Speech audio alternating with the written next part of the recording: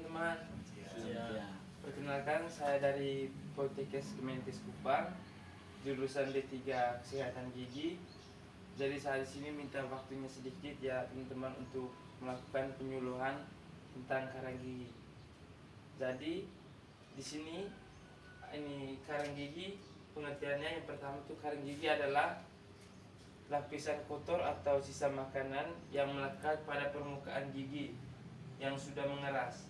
Itu tuh yang kalau kita makan makanan, kalau tidak sikat gigi, kita makan habis tidak sikat gigi, jadi dia punya sisa-sisa makanan tuh menempel di gigi tuh. Jadi kalau seandainya lama kelamaan, jadi itu sisa makanan tuh akan menjadi karang gigi ini nih. Nah, terus yang kedua, penyebab tuh yang pertama penyebab itu ada beberapa penyebab, antara lain penumpukan sisa makanan yang jarang kita sikat gigi. Terus yang kedua tuh pertambahan usia juga mempengaruhi ini karang gigi ini ya. Terus yang ketiga itu kita merokok. Kalau kita rokok terus menerus, itu zat nikotin yang ada dalam rokok tuh dia akan lekat terus di dalam gigi, jadi dia bisa menyebabkan karang gigi. Terus yang terakhir itu mengonsumsi makanan dan minuman yang manis, itu sangat faktor yang paling utama terkena karang gigi. Terus yang di sini yang ketiga, proses terjadinya karang gigi. Yang pertama itu pembentukan karang gigi diawali dari terbentuknya plak. Plak itu sisa makanan yang kita makan, sisa tuh.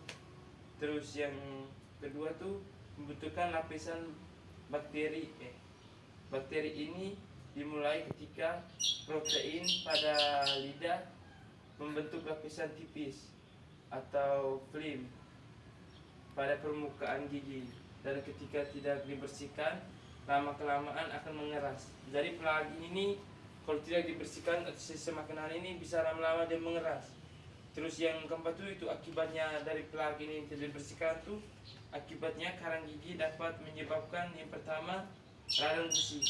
Kalau seandainya kita tidak membersihkan karang gigi ini, kita punya gusi itu bisa luka, bisa radang. Terus yang kedua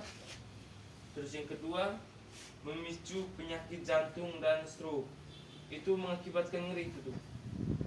Terus yang terakhir tuh ini yang paling fatal tuh, itu bau mulut dan gigi kusam. Itu jelek memang itu.